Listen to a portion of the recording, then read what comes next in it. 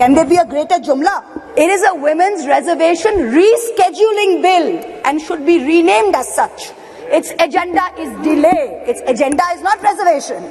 जिन लोगों ने इसको जुमला कहा और कहा कि हम चिट्ठियां लिख रहे थे इसलिए काम हुआ, कम से कम उन्होंने इस बात को स्वीकार किया कि सरकार में प्रधान सेवक ऐसा कि इतने विराट दिल का कि आप उनके साथ पक्षपात करते रहे। जब आपके साथ सत्ता थी आप बार बार उनका अनादर अपमान करते रहे, लेकिन उन्होंने बड़ा दिल दिखाकर आपके हर कम्युनिकेशन को पढ़ा, आपसे चर्चा की। पहली दफा स्थानीय निकायों में स्त्री की भागीदारी तय करने वाला संविधान संशोधन मेरे जीवन साथी राजीव गांधी जी ही लाए थे।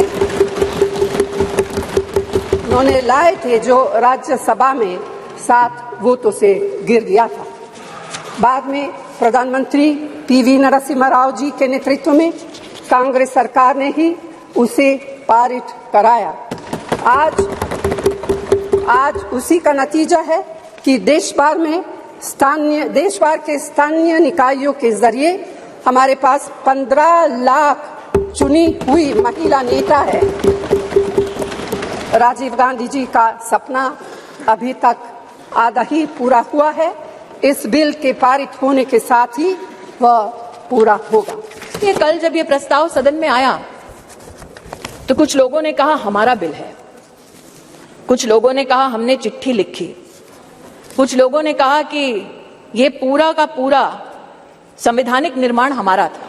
India's only female chief minister today, who is the mother of this bill, who has given birth to the original idea where she has unconditionally sent 37% of women MPs to this parliament on her ticket.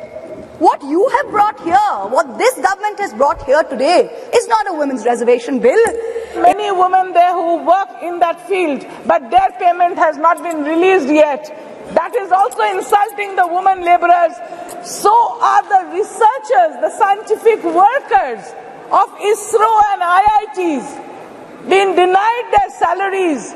I have requested Honorable Minister here in the last session that they are not getting their stipends. The research workers, the scientists are not getting, the women researchers of IIT Kharagpur are not getting their salaries, not getting their stipend. Don't shout me down. It is a fact. Go and look through the books. The job card holders are not getting their salary. The job card holders are not getting their salary. मैं भारत के नव भारत के निर्माण की सृजन की सबसे सशक्त नींव नारी शक्ति वंदन अधिनियम को इस सदन में सर्वप्रथम प्रणाम करती हूं और विशेषतः देश के प्रधान सेवक का वंदन एवं अभिनंदन करती हूं। अपने संगठन में पहली बार महिलाओं को आरक्षण देने वाली राजनीतिक पार्टी भारतीय जनता पार्टी बनी। यह भी कहना सत्य होगा कि व्यवस्थाओं को किस दृष्टि से संगठन में सम्मिलित करना, इसके लिए साल 2007 में नेशनल एग्जीक्यूटिव की मीटिंग के अंतर्गत तब के हमारे राष्ट्रीय अध्यक्ष और अब के हमारी कैबिनेट के वरिष्ठ नेता श्री राजनाथ सिंह जी ने एक कमेटी का गठन किया। यह सौभाग्य है मेरा कि उस कमेटी में आज 2 सदस्य वर्तमान इस सदन में उपस्थित हैं। आज उस कमेटी जिसकी अध्यक्षता श्रद्धेय सुषमा स्वराज जी ने की, आज उस कमेटी की एक और सदस्य जिनका देहांत हो चुका है, किरण महेश्वरी जी, और जो संगठन में आध्यात्म की दृष्टि से मेरे मार्गदर्शक रहे, ऐसे श्रद्धेय बाल आपटे जी हमारे बीच नहीं हैं। मैं उनके योगदान के लिए उनको नमन करती हूं। यह भी उचित होगा अध्यक्ष जी कहना कि उस कमेटी में नजमा हिप्तुल्ला जी थी, उनका आभार वंदन करती हूं। सुमित्रा महाजन जी थी जिन्होंने बार बार लगातार अपनी पुण्य भूमि से इंदौर से चुनाव जीतकर हम सबका गौरव बढ़ाया। उन्होंने स्पीकर की भूमिका में महिलाओं का राष्ट्र भर में गौरव बढ़ाया। मैं ताई की अनुपस्थिति में ताई को प्रणाम करती हूं।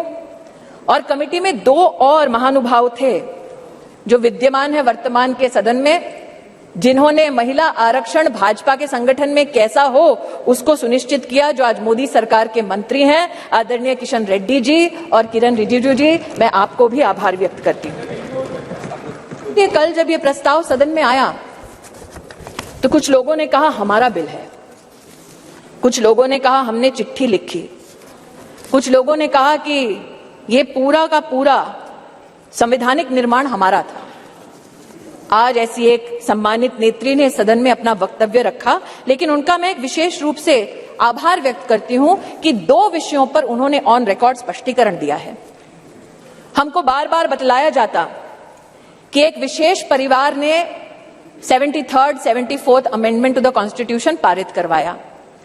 आज मैं आभार वंदन करती हूं कि पहली बार स्पष्टता हुई इस सदन में उनके द्वारा कि ये पुण्य काम पीवी नरसिम्हा राव जी ने किया, जिनके मरणोपरांत उनके ही पार्टी के हेडक्वार्टर में उनको नमन करने का मौका नहीं दिया गया। दूसरा, ये कथन कि अभी क्यों नहीं और ये वक्त हमारा बिल है तो अभी करिए। तो महोदय, ये उस बिल की प्रति है जिनको वो हमारा कहते हैं। उसमें अगर आप दूसरे पृष्ठ पे 2B और 3B पढ़ें, और ये वो है जो कांग्रेस पार्टी कहती है यूपीए की सरकार में राज्यसभा में पारित हुआ और फिर लोकसभा में प्रस्तुत हुआ। अगर आप इस पृष्ठ पर ये दोनों छंद पढ़ें तो यूपीए, जिसकी अध्यक्षा श्रीमती सोनिया गांधी हैं, उन्होंने कहा है no seat shall be reserved for women belonging to scheduled caste, scheduled tribes in the 3rd general elections. 3B पढ़ें तो उन्होंने कहा, प्रस्ताव दिया, no seat shall be reserved for women in the 3rd general election. अर्थात आज की सरकार जब यह अधिनियम लागू होगा तब के बाद 15 वर्षों तक महिलाओं को रिजर्वेशन गारंटी करती है, मोदी की गारंटी है। लेकिन अगर कांग्रेस पार्टी का प्रस्ताव आप पढ़ें तो उनका प्रस्ताव यह था 2B और 3B में कि no seat shall be reserved for women in SC/STs in the 3rd general election, no seat shall be reserved for women in the 3rd general election. Congress का प्रस्ताव था कि 10 साल औरतें मेहनत करें, लेकिन 15वें साल में आपका अधिकार आपसे छीना जाएगा। आज मैं अभिनंदन करती हूं प्रधानमंत्री जी का, हमारे न्याय मंत्री का, जिन्होंने कांग्रेस की इस अभिलाषा को निराश किया। फिर इनका ये वक्तव्य कि आप अभी क्यों नहीं कराते। महोदय, हम जानते हैं कि संविधान को छिन्न भिन्न करना ये कांग्रेस की पुरानी आदत है, लेकिन आज अगर आप इसी गरिमामय संविधान के अनुच्छेद 82 को पढ़ें, 82, ये किताब नहीं है संविधान का मेरे हाथों में, तो आपके लिए किताब होगी, हमारे लिए पूजनीय है, संविधान है ये।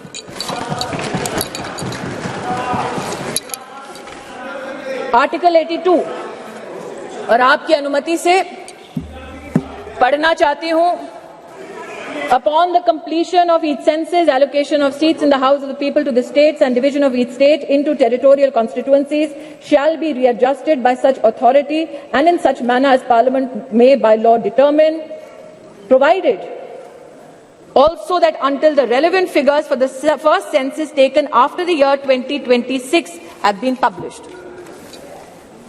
तो क्या ये विपक्ष के नेताओं का मत है कि जो संवैधानिक प्रक्रिया इंगित है संविधान में उसकी अवहेलना हो? Should we not abide by the Constitution? Is that the position taken by leaders of the opposition parties? That is my humble suggestion and submission.